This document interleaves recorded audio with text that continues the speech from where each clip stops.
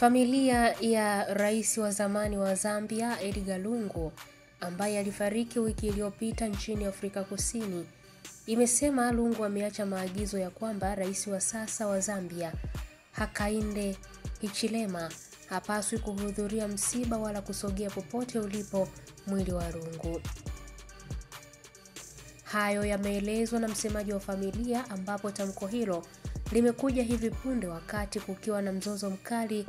wa mipango ya mazishi baada ya kifo chake, ambapo serikali ilipanga kuusafirisha mwili huo kurejesha nchini Zambia jana Jumatano Juni 12 kushindikana kutokana na mzozo uliopo kati ya serikali ya chama chake cha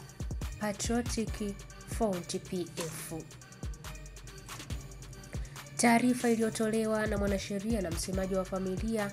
Makebi Zulu kutokea nchini Afrika Kusini amesema familia hiyo inaweka sawa mambo hayo ili kuhakikisha inatimiza matakwa ya Lungu ya mazishi yake kufanyika faraga, na kwamba Hichilema hapaswi kuwa popote karibu na mwili wake kwa kile kilichotajwa kuwa serikali ilichelewesha kutoa kibali cha yeye kwenda kutibiwa nje ya nchi. Aidha, viongozi hao wawili walikuwa wapinzani kwa muda mrefu katika masuala ya kisiasa, huku Hichilema akimshinda Lungu katika uchaguzi wa 2021 baada ya kushindwa katika vinyang'anyiro vitano vya hapo awali. Hata hivyo, waziri wa mambo ya nje wa Zambia Mulambo Haimbe amesema mbali na familia kutoa matakwa yake juu ya msiba wa Lungu,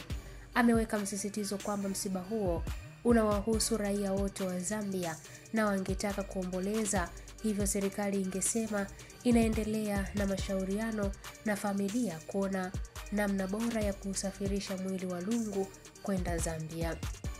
Serikali ilitangaza kipindi cha siku 7 cha maombolezo ya kitaifa kuanzia Jumamosi iliyopita, ingawa PF ilitangaza siku moja mapema, ambapo mzozo huo umesababisha huzuni na mkanganyiko mkubwa miongoni mwa Wazambia ambao hawaelewi jinsi ya kumuomboleza rais huyo wa zamani. Hii ni update kutoka ABT Media na mimi ni Irene Nzeku.